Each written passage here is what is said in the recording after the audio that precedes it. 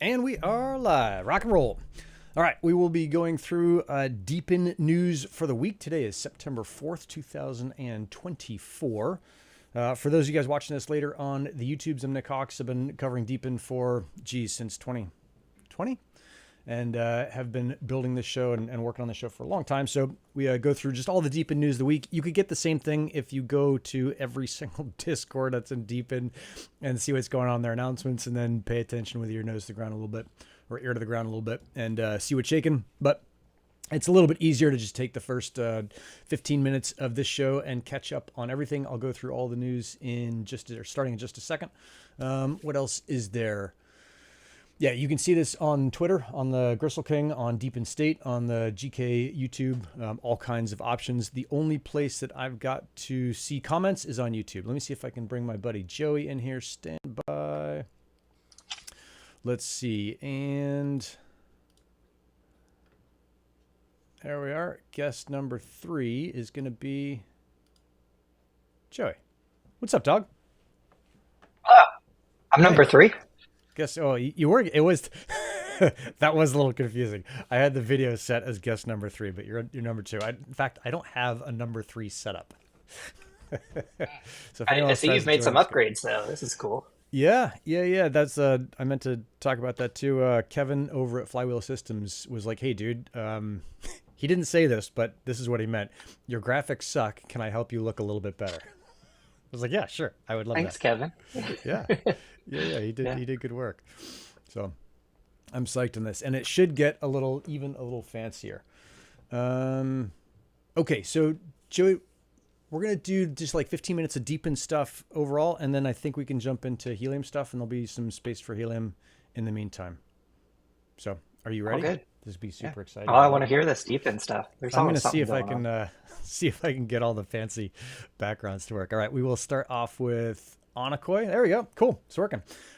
So they are psyched. They just announced that they secured $4.2 million in funding. I think they just finished $940,000 in the last round. They got some big dude from u-blox to throw in some money, as well as Smart Island Capital. So if you remember the Smart Island Ibiza, they were one of the first ones looking to do Deepin events, and they did. They were doing Tippin Point, and then they put that off. So super cool to see those guys backing Onocoy. They'll be scaling commercial services with like the usual stuff you'd expect. They've got an upcoming token launch. And then they also have, I've got an example here, the RTK Torch and the Mosiac X5. And so, let me see if I can pull these things out. This the RTK Torch is a rover, and it's also a pretty cool thing that you can use as a straight base station. So I'll just pull just the thing itself out. But this can act, hopefully there's not like a super top secret serial number. This can act like a base station. So if you've done GEODnet before and you remember base station stuff, you have to set the thing up and make sure it's perfectly still and put it on your roof and blah, blah, blah. With that RTK Torch, and this is like in the GNSS sector in general, you can just walk out to the field, you put it on a tripod. You don't just hold it up and wave it around. Put it on a tripod or a monopole, but you don't need an extra base station. It can also kind of confusingly act as what's called a rover. So if you have a base station, it'll be even more accurate, but I think just by itself with no base stations, it's pretty accurate down to a couple centimeters. And then I've got like a show and tell today. But I didn't really prep it, so I've still got everything's in the fucking box. But Onocoy is also doing this Mosiac X5. They've got a couple different stations that you can use, and here's the X5. So for folks who are looking at base stations, this is one of them. I think from what I can tell, talking to both SparkFun, who makes that, as well as like looking around the rest of the market, that's about as the best base station you're going to find if you don't want to spend $15,000, and it seems like it's even pretty good up against those. So that's the Onocoy news. Let's see. Watch this, Joey. This is going to be so cool. Oh, fucking amazing graphic stuff. Okay, so anyone is our next one. I bought a bunch of the NFTs when they came out. I ordered their devices, but you had to claim the NFT and spend some extra money, so I did, and I just got this thing in. The packaging is about as good as it's going to get. So there's the device itself, but really, really nice packaging. And then it came with a USB drive, but I've been looking at like all this Hack 5 stuff lately, and Hack 5 is like networking hacking stuff, and they basically say be super fucking careful with any USB. So despite the fact that anyone is a client and I'm pretty sure I can trust that USB, I'm just like, ooh, do I really want to put that in my system? Wait, what is this thing? This Oh, looks like the Ator logo. yeah, Am I yeah, this is, remembering that correctly? yeah. So Ator rebranded to Anyone, and this is one of their relays. I've got one up at the Paleo Treat shop, and I'm going to put this one up at the GK headquarters where I am now. The semi-undisclosed headquarters. Although every so often, Lee will see someone outside of our house looking up at the antennas on the roof, and she's like, hey, there's someone's here. And the last time it was a dude on a bike, and he's like taking pictures of my house. I'm like, hey, wow, what's going on, dog? He's like, oh, your Helium IoT antenna is making more than any other antenna in San Diego, and I wanted to see the setup. I was like, oh, come on in. What do you know about Helium? Yeah, what do you know? So Huh. I got some funny stuff on Helium later with another buddy of mine. Let's see. The next thing I've got is Threefold. They just put this blog out, and I've got all the links down. Should be down in the description on internet misconceptions. They're doing a super good job of laying out like how this whole distributed cloud thing actually works. There's a ton of projects out there. There's SC Prime. There's OpenMesh. There's Akash. There's like I don't know, a million of these cloud networks out there. And it's just cool to see that some of the folks out there are saying, hey, this is actually how the thing works. We helped build the original cloud. This is super worthwhile for you to know what's going on in the background. Okay, let's do Helium stuff next. I've got all my Helium logos here. I'm so pleased with this, Joey. Almost all of them. Almost. Oh, am I missing one? Oh, is there? Energy probably, network, man. Oh, yeah, that's right. Fuck. Yeah, Kevin, you're not missing it because it's not out there yet. do we have an icon for it yet for Sourceful? I guess we do. No, it's work in progress. Okay. Sourceful's got their logo. So like, yeah, Yeah. Sourceful is like the Nova Labs to the mobile network. Oh, look at that! Look at you. That was fast. We're getting after it. Yeah. Let's see. So I've got some funny news with Helium, but I'll do the funny news afterwards. HIP 128, the energy subDAO that Joey's talking about, they passed with 81%. So not a lot of margin there. Yeah, I think overwhelmingly people were excited to see this like network of networks growth opportunity for dual mining. Like I was, more yeah. utility. I don't know about, I mean, I guess overwhelmingly is 51% or more. So fair enough. 81% is more than 51, but everything else was passed with like 99, 98, 97. Was this the narrowest margin pass? No, I don't think so. Or we had more ones that were more hotly contested? Yeah, there were some that were the more contentious ones. We end up seeing more vote participation. So I think from a participating vote escrow stake, this was a pretty high one. Yeah. Kind of going off of memory a little bit. Yep. But Yeah, I just saw that 81%. yeah. I was like, wow. HIP 131 passed with 99%. That was the mobile Wi-Fi farming business. Or no, sorry, gaming business, like trying to stop that. Oh yeah. So, Yeah, so and if we look at the vote escrow participation, and this is a little probably too technical, but those more technical, like operational HIPs tend to just sort of like fly through. People that are like, great, it's not going to do anything, they don't vote. yeah, Yeah. cool. Let's see. Yeah. I talked about this 2 weeks ago or more. I bought a couple Helium hotspots during their summer sale. So I bought an outdoor and an indoor, and I sent them up to my buddy in LA. I got to read his fucking text because he's hilarious. Let me see if I can find it here.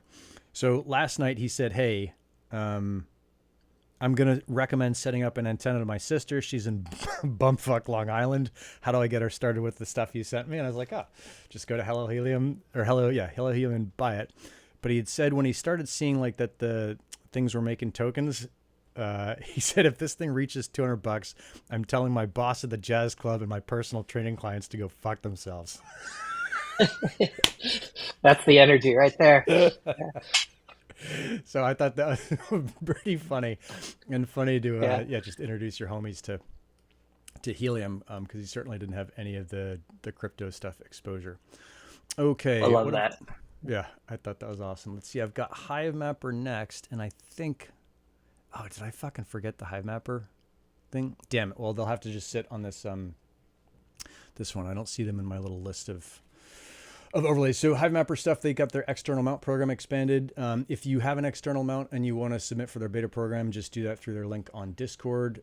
DIMO. How did I get all my things wrong? There it is, DIMO. Wait, hold on. Uh, HiveMapper outdoor mount, are they doing like a rewards difference or something for outdoor? What's the thinking there? I think they're running this beta program for, they're like, hey, Outside. basically, they're saying, if I'm understanding it right, they're saying like, hey, we think external mounts are worth more. We're going to test this thing. I can go back and read what they're doing. I know for folks who are following that, they're like way into that and they're like, oh no, you idiot. This is what it looks like.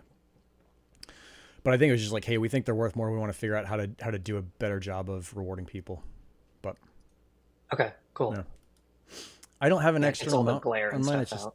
the thing is such a like it's so easy as it is now. But if I had an external mount, and I got to take that thing on and off all the time. Like I'm not a professional driver, so Oh, I was a big outdoor mount fan. I drove around with that thing like a hood ornament. really, I probably looked real nerdy. Yeah. yeah, shit, yeah. I see the chat on YouTube is blowing up. So if you're watching this on Twitter on either the Gristle King or Deep in State, I can't see anything that you're saying. But if you're on YouTube, I can see everything, and I see that Free Skrelly and Fred Garner and Matthew Marcus are and Travis and a bunch of other folks are all talking with each other and seeing what's going on. So yeah, chit chat. Let's see. I'm supposed to wrap all this stuff up in 15 minutes with the deep in news, and then we do our helium stuff. So DIMO also said, let's see, where's DIMO stuff? There they are. They also said they're doing the Tesla Direct integration, and their referral program is back. I'm sure I've got some referral codes somewhere. I've never been very good at those things. I've never thought that was that interesting to me, even though it could make me a lot of money. So if you're doing a referral thing, great. Crush it with them. Let's see. Wingbits had some news with GeoDnet. And they've also changed their icons. So if you were in the Wingbits server, like I was, and you were looking for information yesterday, like I was on Wingbits, you would have noticed in Discord that you no longer had a Wingbits server, and you only would have realized that you still did, or you still were part of the Wingbits server if you realized that they changed their icon. So this is their old one. I don't know what their new one looks like. All right, I don't have it on here. They're new, Um, they're new and sharp. I saw it yeah, this morning, I think. it looks cool. Yeah, yeah. But I was like, fuck, did I get kicked out of Wingbits? Did I say something? Like, what happened? But I didn't get kicked out of Wingbits. They just changed their icon and I didn't pay attention until last night. They've also said that they're going to do I think they're doing like a dual device and they're working with GeoDnet. And GeoDnet is pretty good with hardware. Mike Horton's pretty good with hardware. So I think they're doing something where you can do both GeoDnet and Wingbits. And it's coming out in October of 24. So that's coming down the pipe. Let's see. Spexi I've got up next. They expanded out to Alberta. They're still in Canada. It's like, I feel like an asshole for saying this, but it's so cute. They're like, hey, we're on Canada's national broadcaster, the CBC. And I'm like, oh, that's like as big as San Diego County's radio station, which is a real dick thing to say. But I think it's funny. And I like the Spexi guys.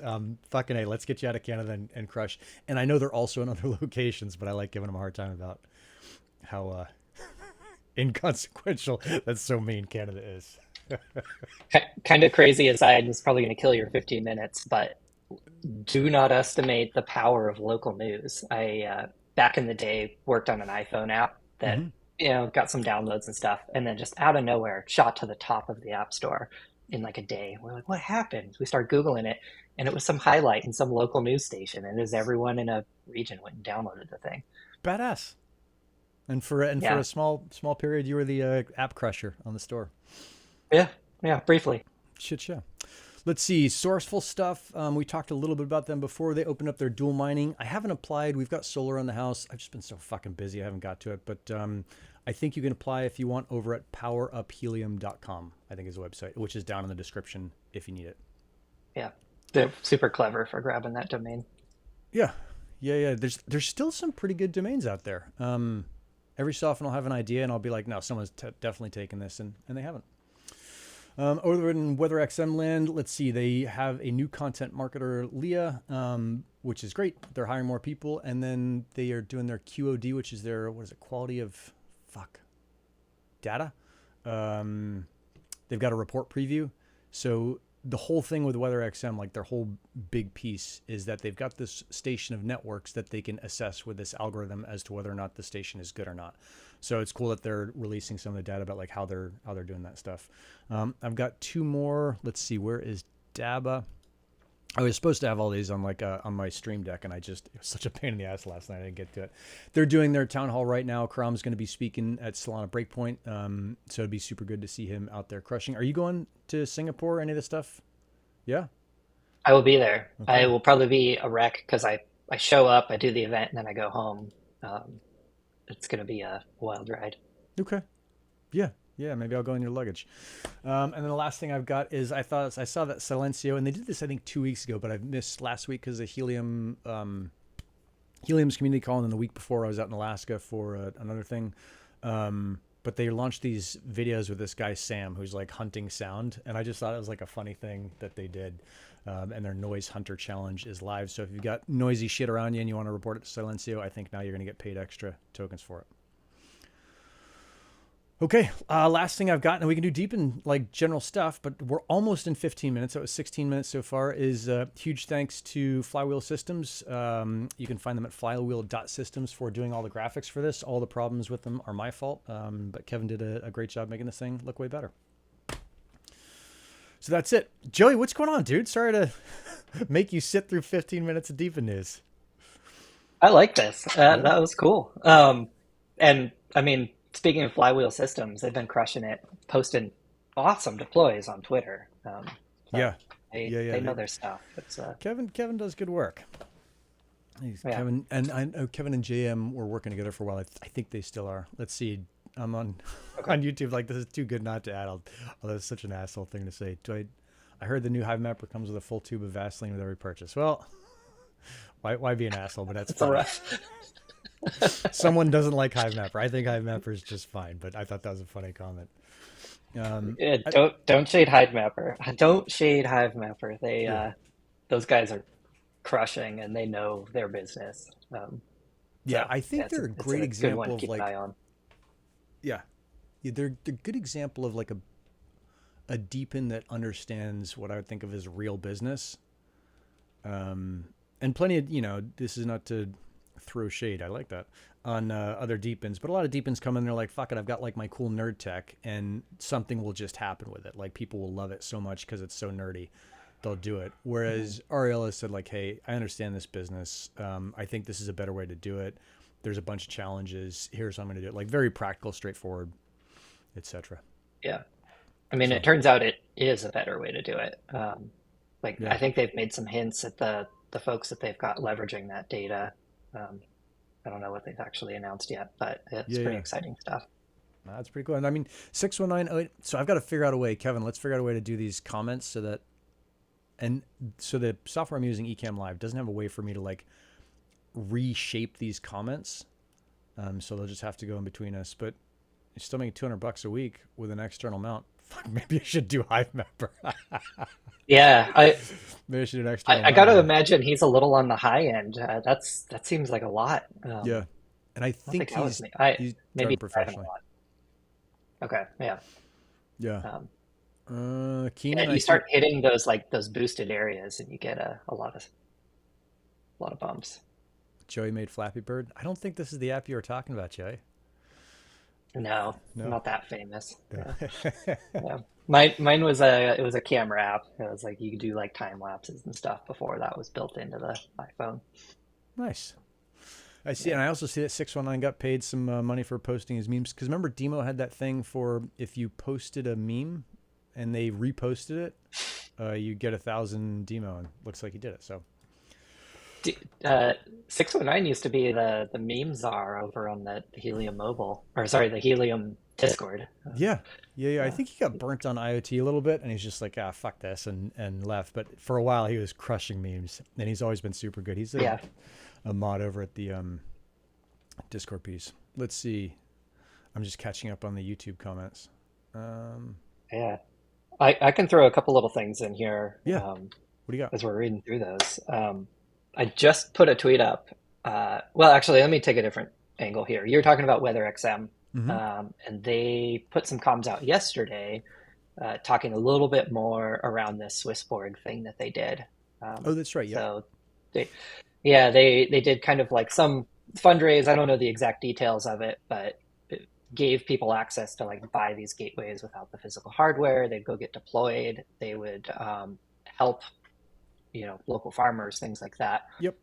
have better understanding of what's going on in their environment. And so they've got the number up. It's 2,270 weather stations that they're going to deploy. And to my knowledge, what I've been told is that they are all Helium enabled weather stations. So where there's Helium coverage, they'll leverage the Helium coverage that's there. Where Yep. there's not, they're going to work in the local community, set up some gateways, provide that coverage, and then also, set up these weather stations. So it's a pretty cool, growth on the IoT side, as well as like WeatherXM getting much more coverage in these areas. Yeah. Yeah. No, they've. I think the WeatherXM folks are like another example of a sensible business who understands, or sensible deepen understands the business. Like they're not screaming to get done stuff yesterday. They're very methodical. They take their time and go through it, and they're also like, hey, we want to make the world a better place. So cool to see how they're doing that with the Swissport stuff. Yeah. Let's see. I hadn't thought about this. Some cool pictures of those deployments going out. But yeah, I mean that's like weather stations are with Deepin. Although Helium has like the claim to it, weather stations are like my first love. Like that's kind of how I got some really great locations for Helium, was on weather stations I'd put up before I got into Helium. Cool. So, yeah. Oh, so 619 is just doing a bunch of driving for Amazon. Scamazon. That's funny. That's so. I was talking to Leo at Future Networks a while ago, and he had. I'll come back to you in a second. He'd always impressed me because he was doing, I think, HiveMapper and DIMO early on, and he's based out of the UK. And everyone else was like, "Oh, I'm gonna, find some programmatic way to find all these drivers." And he's like, "Dude, I'm just getting Uber rides to like the shortest distance possible. I get in the car, I pitch them on HiveMapper and DIMO, and then I get out of the car." Like he just fucking hustled, and he built up a great fleet, and now he's doing some venture stuff. So it's like it's rad to see that. But I'm always wondering with him is like, oh, are you attacking attacking was maybe the wrong word, but the Amazon drivers, like put all that shit on your truck, and because you're driving anyway. Although maybe Amazon doesn't. Yeah, it's all private. A bunch of them are all private cars too. I think the Flex, you just drive your own car around. So yeah, why not put a bunch of stuff in there? Yep. Yep. Let's see. Formerly WiFiDabba. I don't know what this is. Doomsday. WiFiDabba is, I think, has been the same name the whole time. Yeah, I think it's still the same. Yep. Oh, they're talking about Amazon Flex stuff. What else is going on? Yeah. So we talked about so I've got to get this Mosiac X5 up, the Onocoy base station. My plan is to put it on. I'm actually kind of worried about this because unlike a Helium hotspot and the packet forwarders that I was initially putting out, which like if someone breaks into it and steals it, you lose like, even at the peak of Pi madness, $100 worth of a Pi and a battery and the rest of it. But these base stations, this thing's $1,500. So if I put $1,500 out on an off grid and someone steals it, and because it's not like locked to my wallet, they could just reuse it for whatever. I'm kind of leery about putting it out there.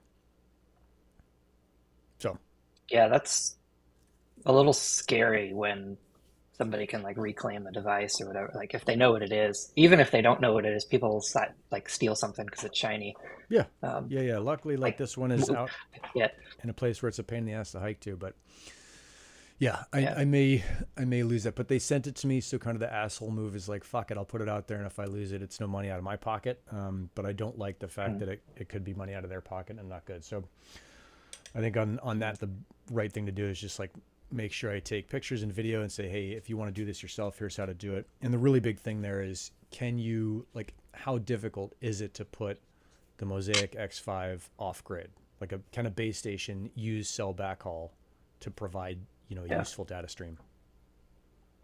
Right. So, yeah. Yeah. I mean, like when my my truck got stolen. The folks stole my Hive Mapper dash cam, Yep. um, just because it was in there, right? And I checked with the Hive Mapper team, and that thing never came back online. I just took it. Um, so Yeah. They it's just took it and threw it away. God bless yeah. them. Let's see what Yep. Neil's talking about. I hope they buy decent polls for the WeatherXM station this time. Oh, is this Neil? This is part of the Swissborg thing. I don't know what they Oh did yeah, last that's time. they. I mean, who is it? I'm drawing a blank on the name of the deployers, but I think they know their way around a you know, Helium slash weather station deployment. Hmm. Big tall pole out of the obstructions. Yeah. Yeah, I mean, Spec's a little scary. I Yeah. see like the thing with weather stations is it's tough because they're all different. And really, to get like a clean weather station, you got to get the thing higher than most people are willing to get. I remember Mhm. looking at the Weather XM Discord, and you see someone like put it on a post in a field, which looked pretty, but in the background you'd see a building like 100 feet away, and you're like, hey, that's gonna fuck up the wind readings Uh, because that's physics. I I've seen them sitting on a brick on a roof. Yeah, there's some certainly some bad, as with many of these deep networks. Like you can't cast blame on WeatherXM in this. Like it's the classic Tupperware outdoor hotspot Yeah. enclosure kind of thing. Hey, But if it works um, and it's making the monkey bucks, I mean, it's like that's the thing that we're kind of constantly coming up against is like people don't do this as much as I'd love to think they do. They don't do it because they love weather or LoRaWAN or dashcam imagery. They're doing it because they want to earn tokens, which fair enough. yeah, Like that's why the things yep, grew. And this is something WeatherXM has to figure out is yeah, how do they find out and identify when the station is in your basement with a fucking oscillating fan going back and forth across a fleet of them. I think they're getting a it's lot better at that, terrible. but yeah. Yeah, Yeah. Oh, the yeah. other thing I'm There. gonna I go ahead. mean, for what it's worth, the WeatherX the data science that I've seen come out of the WeatherXM team, like they are they probably got that cornered already, if they aren't very close already. So yeah, Yeah. Yeah. Those guys are super nerds on the data stuff and the weather stuff. They always it's like it's fun to talk to them, but it's also like, dude, you got to say that like twice and slow down so I can understand what you're saying. Yep. Those Those two are nailed fun it. conversations. Yeah. Yeah, Yeah. Let's see. Oh, the other I thing got I a was couple of things I can. shoot. Yeah. Okay, No, go all for it. right, I'll write this me down go. so we come back to it later. All Yeah. right, yeah. I'll just rapid fire a couple of things, and we can dive into a couple of them. But Yep. did a Twitter space this morning with Arkeen and Sourceful. Okay. Uh, so some cool updates coming out of the Sourceful team. The beta program's open, all that. We kind of touched that in the beginning. Yep. Um, I just threw up a tweet on my Twitter, Mm-hmm. which is a escrow account, this 38ZMM thing. Okay. Uh, but all of the Helium mobile offload traffic into the third-party carriers is on chain now, because it is being rewarded to gateway operators. So you can track that in Dune. And so it is labeled appropriately in the data credits dashboard and sort of elsewhere now. Um, so Oh, that's a badass. fun thing to keep an eye on. That just went up. I Um, thought I've seen this before. No, it just went up. Okay. the escrow account has been floating around for a little while. I've been trying to keep my eye on it, but Mm-hmm. we just labeled it. So that's exciting to see. Oh, cool. Okay, so I'm looking at because I've had a link for this.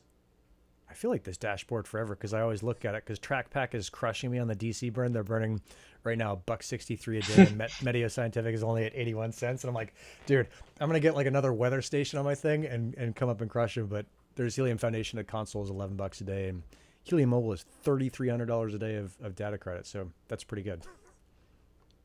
Yeah. Like you got to do the trackers like Neil, and that's how you up that number. Yeah. Those Well, I mean, things or uplink a lot. yeah, and you have a bunch of them. I mean, like it's not it's never been a fair comparison because Neil's running like an actual business, and with Meteo Scientific, it's always been like, hey, this is like a demonstration thing for small business stuff. It's super cool, but like if you're gonna build out 10,000 devices, you're gonna go with someone like TrackPack, or something like that. I think like that's the better better mode. Yeah. If you're going to do like 100 and you want to get past the 24-hour and what is it, 10 device limit, or maybe there's no 10 device limit anymore on Helium, but there's a 24-hour limit. Like, yeah, MetSci is super good for that. Yeah. I mean, you can't sign up for the Helium Foundation console anymore. Oh, It was like locked out. Yeah. So yeah. So I we think I we don't could, want any new stuff there. no, I could catch up to Neil if I put another one. Oh, you can't quite see it because it's hidden by the blinds. Yeah, and it's on the side. You can see the WeatherXM thing back there. Oh, I've got something else super cool to show you. Let's see if I can get it to work. But I could put up another indoor environmental condition sensor, and I think like double my data. Oh, you have yours, Joey? Let me see if I can. Oh, Oh, are you on what's there? that? Can you see this thing fucking blinking here? Hey, Dude, look at that. I was so psyched on this, and I got this thing to do a bunch of different colors, so I can get it to do pink or red, Wait, we have or to break down what's going on right now. So you're pressing buttons on your Stream Deck. yeah, That's firing off a post over to Medio Scientific, and yep, then you're sending a LoRaWAN downlink through a hotspot to this little light on your wall, to the busy and it's light, yeah. changing the color. Yeah, that's Very cool. exactly it. And I'm pretty sure I put this up because you shared this. I think I put this up Yep. on MetSci. So if you want to do the same thing, because the whole thing was like, how do you do Class C? And this is how to do it because it's a Class C device. So the light that's on there, the little green light, or that'll be flashing blue in a second, is plugged into basically to power to the main. So there's no battery on it because Class C devices do take a lot of power. I don't think you can do them generally on batteries because they're always listening. A lot. Yeah. Yeah, a lot relative. More. Yeah. Um, Yeah. but it was like, hey, how do you do this on MetSci? And so it was such an easy thing to be able to do. But yeah, it was like a fun little, what was it called, integration to build. hmm Yeah. It was. I had a lot of. I built mine while I was on vacation. Actually, Yeah, got it all right up here. and you But this set one yours is to plugged be into connected that. to the sauna thing, right?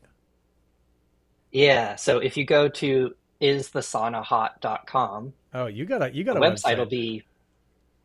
Yeah. Well, I didn't buy the website. My buddy did. So my buddy's got a sauna. He wanted to like build this thing, and I was like, oh boy, can I ever do that for you? Um, May I assist? so my Yeah, the challenge that I set for myself, I think I've talked about this before, but I wanted to not spend any money on it, basically. Like Yep. it's data credits on MetSci, but other than that, I'm not, doing an, EC2 instance or, running some server. So the whole thing is powered by Cloudflare workers, Okay. which have an incredibly generous free tier. You can do like 100,000 requests a day or something like that. Okay. Um, and it's very fast. Uh, like it loads in like a quarter of a second.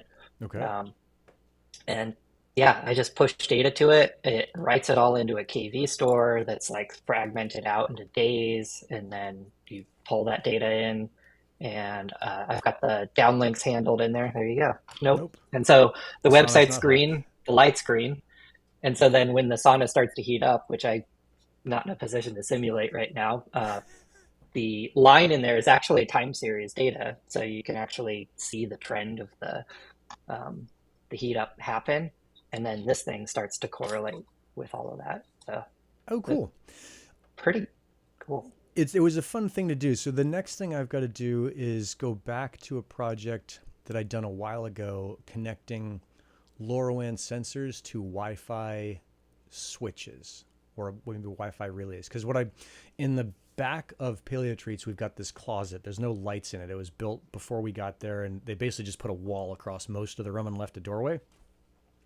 So there's no lights in there, so it's dark. I put in a light at the end, and being like a fully operational Death Star adult, I can just walk to the end into the dark and turn the fucking light on with a switch. But we have some employees who are not fully operational Death Star adults, and they're just like, hey, I don't like going back there and like fumbling around for the switch. I was like, oh, well, I'll get one of these things, which is a PIR sensor, and hmm I'll make it so that when it detects movement, it will fire off a notification for a Wi-Fi switch to turn on. I'll have the light on that Wi-Fi switch so that when they walk in there, it turns on. I haven't got around to doing it. I did it a long time ago with a door sensor. Dirk Beer had walked me through how to do that, but I haven't done it recently, and I Yeah, certainly haven't done the MetSci tutorial on it yet. But that's my next project with Helium There sensor stuff. are some LoRaWAN light switches out there. I think MileSite makes some. Oh yeah, Um, so yeah. yeah, I if you might wanted have to this, just go back to the Class C thing, huh? But it would still have to. So that was the other thing, and I think maybe we were talking about this. Is ChatGPT seems to think that ChirpStack has the ability for devices to talk to each other within ChirpStack. So without doing an HTTP integration, you can basically say, and this is some hand wavy bullshit because I do not understand it, but you should be able to say, hey, here's the switch, the light switch, or sorry, the outlet is on LoRaWAN, and the PIR, the motion detector sensor is on LoRaWAN. They're both in the same ChirpStack account. They should be able to talk to each other.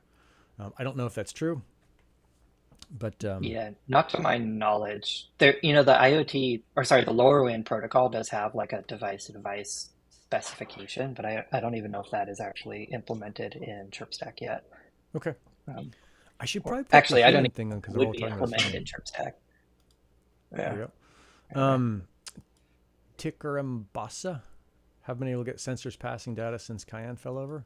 I haven't touched Cayenne in a long, long, long time. It was my very first introduction to sensors. But I think this is the other thing Yeah. I've got to do is, God, there's this dude who just came into the GK server who's just on fucking fire with sensors. It's not Moonbird, it's someone else. And figure out a way to work with them to say like, hey, let's do some more cool sensor projects together. But one thing he'd said is he's been, or she, I don't know if it's a guy or a girl, they've been using Grafana. They've never done anything else, and they have like a public dashboard for their clients for Grafana. And I was like, oh, that is rad. I'd like to figure out a way to say, hey, if you want to set up, because I just don't know that much about Grafana, if I want to set up like a public dashboard, like what do I need to do that?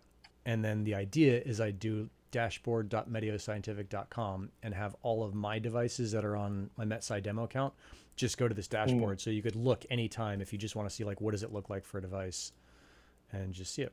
Oh, that's a good idea. Yeah. I think I need to add a like a temperature sensor to Helium docks or something. We've been doing that interactive stuff, but it would be kind of neat just to see like some live feed data come through. Yeah. Yeah. Yeah. Let's Hmm. see. Neil just sent me this thing. Helium Geeks realized coverage map is looking pretty good. Abai just shared a teaser on X about the. Yeah, if I could figure out how to screen share in here, I wanted to show that. You should drop that link, Let me see if. maybe. Oh yeah, so I'll drop the link into the comments. We can certainly do that. I think I might be able to screen share it. I probably screw some shit up here. Um, but yeah, let me see if I can try. What do I need to do there? There's probably a. So I can, once you get that up there, I can give a little bit of a context for what we're looking at. Oh yeah. How do I get this? Oh, It's there it not is. everything. So Primary small. display. No Google. And then there we go. I think this is it, right? Yeah, I'll Yeah. just make it giant. So it kind of just looks like a weather map or something, Mm-hmm. but it's very much not a weather map. What are we looking at? So we are looking at every IoT hotspot that has transferred data for a DIMO macaron. And then with that data, the hotspot's coverage is modeled based on its asserted location and then validated with the uplinks from the macaron. So if the macaron uplinks are like way outside where it looks like the coverage should be, Mm-hmm. that hotspot just gets pulled from the map. So everything that we're looking at here is effectively coverage that you can trust, right? So misasserted hotspots are removed, offline hotspots are removed. This is a coverage map, not a hotspot map. Oh, badass. This would be super useful for WeatherXM because they always had the problem of like people say, hey, I'm buying a Helium station. Do I have coverage in my area? You know, and the nerd answer is like, oh, well, you go and get the, the field mapper from wherever. Yep. There's Glamos or That's a somewhere else. terrible answer, right? Yeah, Like, yeah, yeah, yeah. yeah. It's like, oh, you're So, not a nerd? Let me yeah, show you the and so nerd that's, solution. yeah. So, like I've been lucky enough to work with Bari on this over the past couple of months. There's a rework of the Helium Explorer that'll hopefully end up being the home for this content. Um, and the big part of the story is like we should be able to see people go sell devices on Amazon or, whatever, like WeatherXM, and they just put a link in here. It's like, make sure you're covered and then buy the thing. If you don't, if you want to buy the thing and you don't have coverage, like here's the thing to go do that with. But we need to start getting the IoT network to a state where people can just go and trust deploying the thing. Um, I was just answering some stuff in DMs yesterday around like, hey, I need to go deploy some temperature sensors on a roof here. Like, is it going to work? And so I actually went into this tool and I was able to validate, yeah, you're going to be golden there. Like, yeah, please go deploy your sensors in San Bernardino or whatever it was. Yeah. Um, So I think this is like 619 always has like the practical questions for folks who are like, oh, this thing's not going to work. I think he's really, really good about that. And I appreciate that. mhm. I think this is one of those things, 619, where it's like, we don't have to cover the entire world with consistent coverage. You just have to cover the parts that need it. And so looking at that map is like, oh, there's a gap in San Bernardino. I want to fly a paraglider there and I want to track my paraglider. Cool. I'm going to have to put up a gateway. Or looking at it's like, there's not a gap in San Bernardino. There's cars been driving all up and down that thing. Like I'm able to track my paraglider. I don't need to deploy a gateway. So I think it's much more like once you see where the gaps are, then you can decide if thing needs to be deployed versus we have to cover every inch of the world, including, some hex 12 in Yeah, Antarctica. I mean, his question is one that we hear a lot, and the beauty of this network and others like it, right? TTI is the same, but every gateway you go and deploy is shared. So as the solutions grow on the network, and people are like, "Hey, I have to go fill this gap," that's that's a gap that's filled for everybody.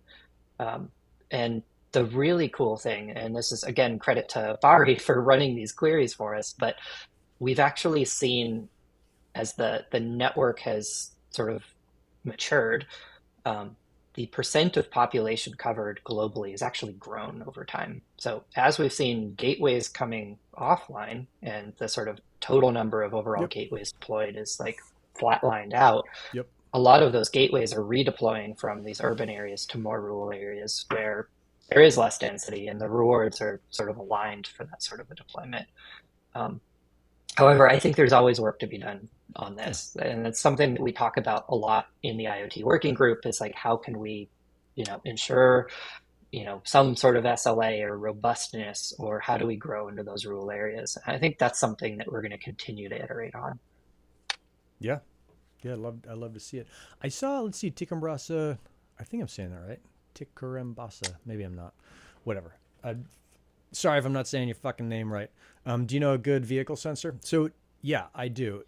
You can use the Oyster. You can use older Oysters are fine. You can use the fancy new. What's the T1000, Joey, that everybody likes now? Hmm. Um, Yeah, the Seed Studio. Seed Studio. There's a couple different options, and in fact, I had a buddy of mine kind of got out of the Helium business, sent me a bunch of boxes of stuff, and I've got like 20 or 30 of the Oysters. And what I was thinking of doing was getting some stickers, putting a little QR code on them. So if anyone wanted to know what they were, they could hit the sticker. It'll take them to probably like a MetSci Media Scientific website, but put them in a basket at my local. We have a local pretty big urban park called Mission Trails Regional Park. It's got, I don't know, maybe 100 miles of trails, maybe more, maybe less. But put them in a basket and be like, hey, just take this with you and map coverage and drop it off when you come back. And if you don't drop it off, don't worry because I can find it because it's a tracker. And just like be able to map coverage of the park. And because the trackers were all free to me, like if some asshole steals, a $50 tracker, fine, that's their problem. Yeah, But yeah, that'd be cool. I like that idea. I'll add to your answer here, which is the DIMO Macaron is also a fantastic vehicle tracker, and it's already got an app, so you don't have to worry about that side of things. okay. So depending on like And your it nerd maps level. coverage. I mean, it's the thing that backs this map that we were looking at. Um, so And that's just from Demo Macrons, that map, or is that from every sensor out there? this map that we're looking at here is just DIMO Macarons. That They have is covered enough of the globe that we're able to sort of like, you know, leverage it in this way. okay. Cool. That's with Super like cool. what 6,000 or so macarons out there. Maybe they're at higher numbers now. More. All right. Let's see. Chirp Yeah. Wireless, a Helium competitor, is going to fill in the gaps. Pickle Park cleanup. I don't know. I don't know if they will or not. Like, I think the Chirp stuff is interesting because they're doing a bunch of different, what is it, radio protocols? Is that right? On the same device. So it's like a Wi-Fi and Bluetooth and LoRaWAN and et cetera, et cetera. I'm always just like, man, Helium's already there. Like, why would you come in and try to do the same thing when Helium's already built this thing out? But people around me are like, hey, Chirp's pretty cool. You should look at it again. So worth checking Yeah, out. I mean, Chirp's opportunity is they could go and build their own coverage, and then they roam into Helium. They get the Helium coverage, so now they actually do have a better uh, offering. Um, Yeah. Hopefully everybody works yeah, together. Oh, I know what I was going to talk about yeah. the off-grid thing. So I had said I'm going to put that Onocoy thing in the off-grid, and my plan is to put a Helium SIM card, so a Helium mobile card, into the Hmm. modem. So that's the backhaul is going to be T-Mobile. Hopefully that's good out there, and then it'll have Onocoy. And because the data is more or less unlimited, is it 20 gigs? I forget if it's unlimited or not, but it's a ton of data. Yeah, yeah. I can also, so I can put the Onocoy, I can put Wingbits on there, of course, Helium, and then WeatherXM. And we get pretty close to the idea of like, we've been talking about stacking poles for a long time with deepins. I'm trying to think of what else I could put on there. But because you have a $20 option for more or less unlimited data, that means that you can put these things on there that suck down way more data than you could do with like a IoT kind of SIM card service. So Yeah. that's my I big love thing. the deep in pull. Yeah. Gotta keep that growing. Yeah. Is HiveMapper contributing to the map data we saw earlier? Not yet. No, this is not inclusive of any sort of Hive mapper data. Okay. Cool. Yeah. Super cool. What else is going on? Let me see if I can take off the Helium stuff. Uh, The deep I gotta interview. give Yeah. a shout out for Neil, who was in the chat. But the hip should be wrapping up any minute now. Where do we at? Oh, does BFG Neos This is the need some IoT votes? staking hip. Okay. Yeah, what are we at here? It's got 5 hours and 30 minutes left. Okay. Is it gonna So pass? hip 181, it is, I think, pretty favorable. It's in. It's in the. Come People on, like say it, the Joey. token. It's in the can. Yeah. Oh, we don't say that anymore. God, I forgot about that. Yeah. Oh, that's so Um, good. I think that that's was. I some forget that was. migration day stuff. Yeah. Yeah. Uh, yeah, yeah, I Okay. don't know. Cool. So it's gonna We're gonna pass. get BFG and Neil up here, but Yeah. yeah, I think so.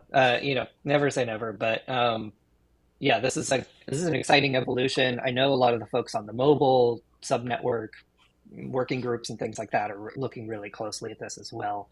Uh, but this takes a step at starting to add some more utility to the IoT network token. Um, yeah, if Neil wants to run the oracles and everything, Yeah. by all means, I we'll think make it it's. I happen. mean, TrackPack is. Um, It's. Well, no. I'd have to look at the Dune thing. It's. I think Paul's thing, Disk 91s might process more data, but TrackPack is certainly in the top 10 of all kind of data credit stuff. And it's a little bit. I mean, it's how yeah, it's supposed to be, but it's a little bit unfair because you also have mobile on there, and those assholes push a lot of data, so you um, get knocked down. yeah. Well, so yeah, you can actually pretty easily subtract the mobile stuff now because it's all labeled. Hmm. Um, and then I know what a couple of these things are. Yeah, Yeah, yeah, Helium TrackPack's up IoT, and then there. I don't know what Skynet is. Oh, is that one of? I thought that was. So They're doing a Skynet. bunch of metering. Okay. And Skynet was the original Yeah. name for Helium. Like one of their first devices has Skynet on it, and I have it somewhere. It's in the garage. Someone Yep. gave it to me because This I'm not gonna is know. yeah, completely unrelated actually. But Okay. Is it okay? so yeah, turns out it's not a great name for IoT companies because it's out there a lot. But Everybody's got it. Yeah, um, yeah. I will say the Medio Scientific yeah. console is beating the Nova Dev console. So that's I don't know that you get any points aside from like if there's a nerd bar somewhere for IoT stuff where you'd walk in there and be like, damn dog, you Yeah. got the fucking Nova Dev console unlocked. I I think there's an interesting thing. We should like hash this out in like the Gristle King Discord, but thinking about Medio Scientific as like a community run thing Yeah. um, would be really interesting. Like you're paying a bill right now. Yep. I've thrown a couple of those posts up being like, hey, huck some DC in here, which Yep. by the way, you need to do again. I Um, think I got 7 days left. I just got a and warning the other day, and I was like, oh, I got 7 days. That's plenty of time. okay, Someone will come in and like, there's someone that comes in once a month or so, and I think they buy like $100 worth of DC or 50, and then some people buy mhm, five. And as long as that happens, like we're fine. yeah. Um, anyway, I think it's an interesting thing to like, how can we structure this thing as like more of a co-op and less of a like Nick has to run the thing? Yeah. Because there's a bunch of people that find utility in it. I, you know, I'd split a bill on it because like I use it. It's great. Yeah. And the more people that hop in, the cheaper it gets for everybody. So Yeah. um, I don't Yeah. know. I don't. I mean, Interesting stuff to try I to. like the idea of saving money on it. It's always good to save money. I also, I mean, this is a bigger conversation across all deep in. I like the fact that Medio Scientific is super centralized to me, where I don't Mhm. have to ask anyone like, hey, do you think we should do this or do you think we should do that? Which I think is the number one thing that slows deepens in general down.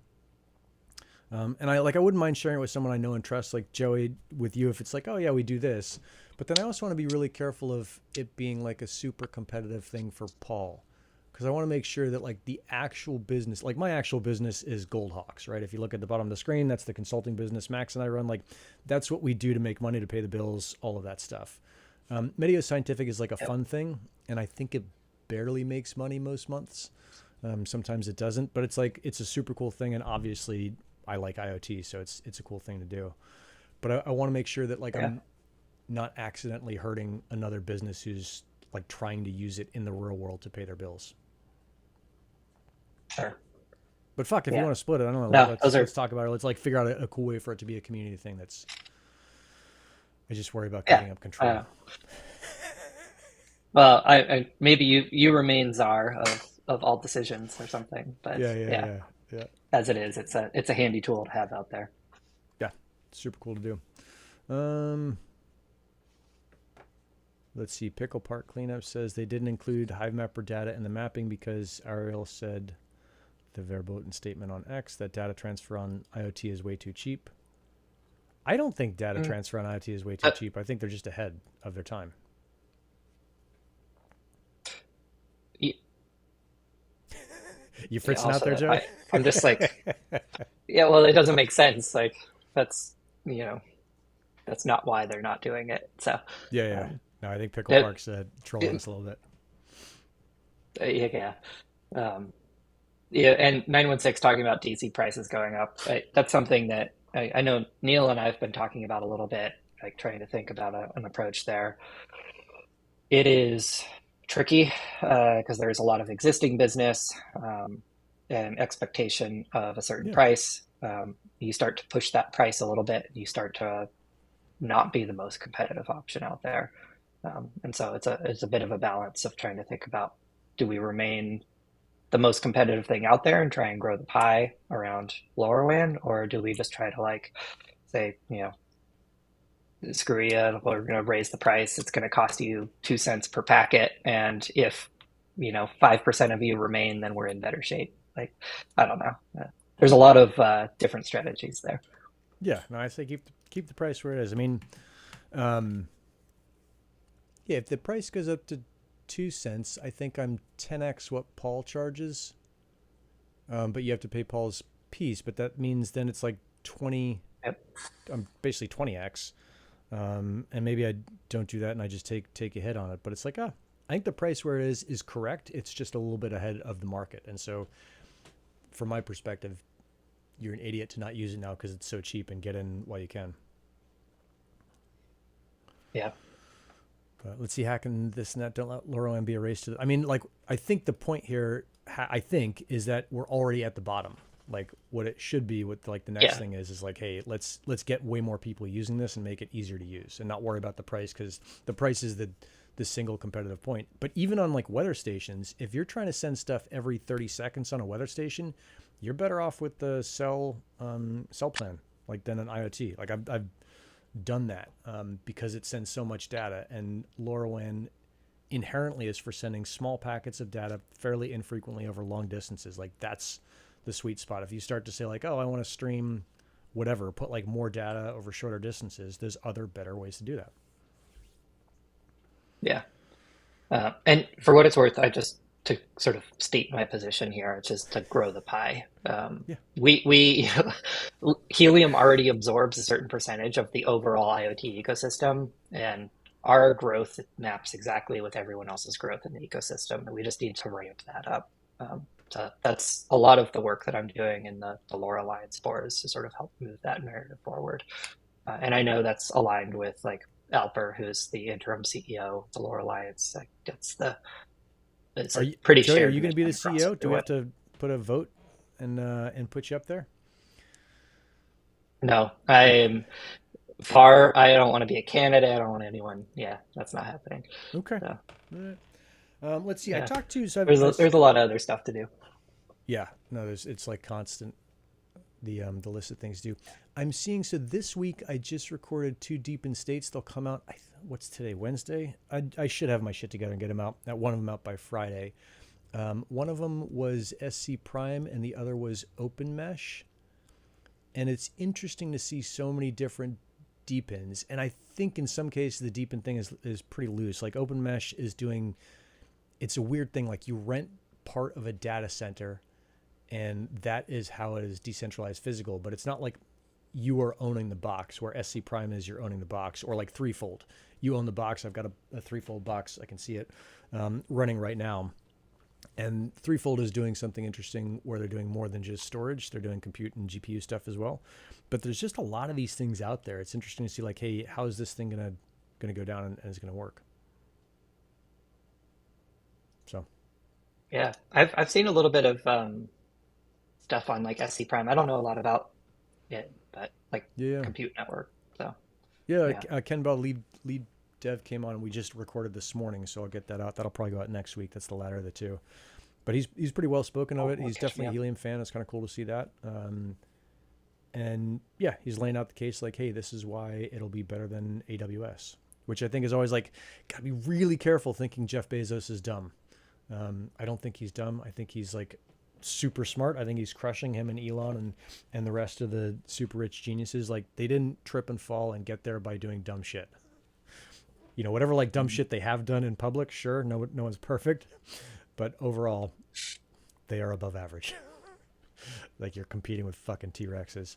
Tickumbrasa, the Oyster is a tracker. I'm looking for a sensor to count detect vehicles going on tracks. Mm.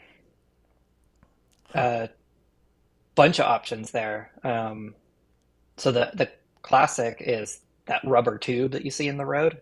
Oh I yeah. don't know if that God, there's got to be a like LoRaWAN thing tracks for that. maybe translate to roads, but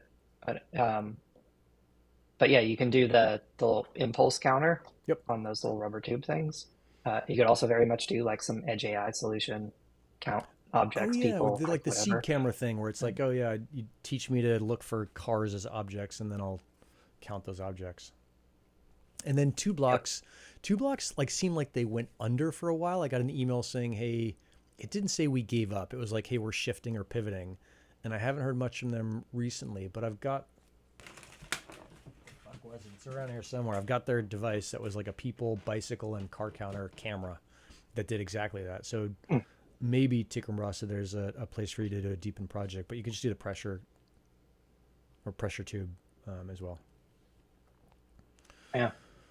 So, my last piece of very personal news is I'm finally getting off fucking Cox and switching over to AT&T for fiber internet. Cox has been a giant Mm. pain in my ass forever.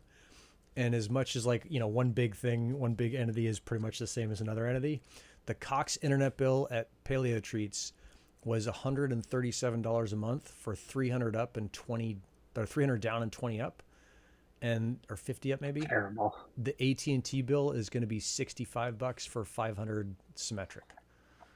So it's like, Yep.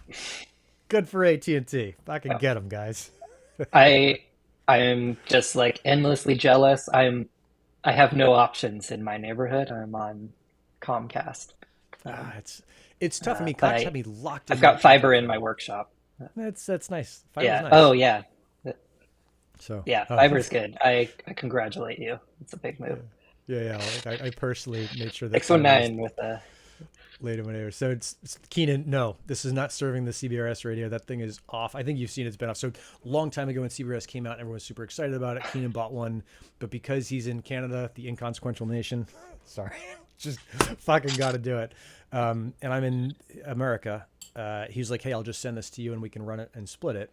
And so we ran that thing for a long time. And then when at some point it just stopped working, which these hotspots will do, I got it back online and then it stopped working again. Like it just didn't work at all. And then CBRS is pretty much gone. So Keenan, that radio is sitting on my workbench, unplugged totally. I will send it anywhere you want.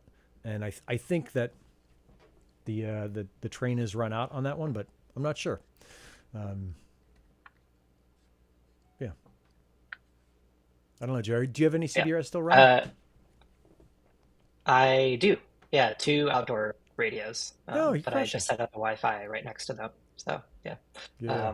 I got a hard stop. I got to hop. But All right, buddy. it was great being on with you. Great to be back. Yeah, and Keenan, sorry about all the Canada hate. I do love Canada America's hat. It's the best. All right, we'll see you guys next week. Thanks, Joey. We're out. Lates. Yeah.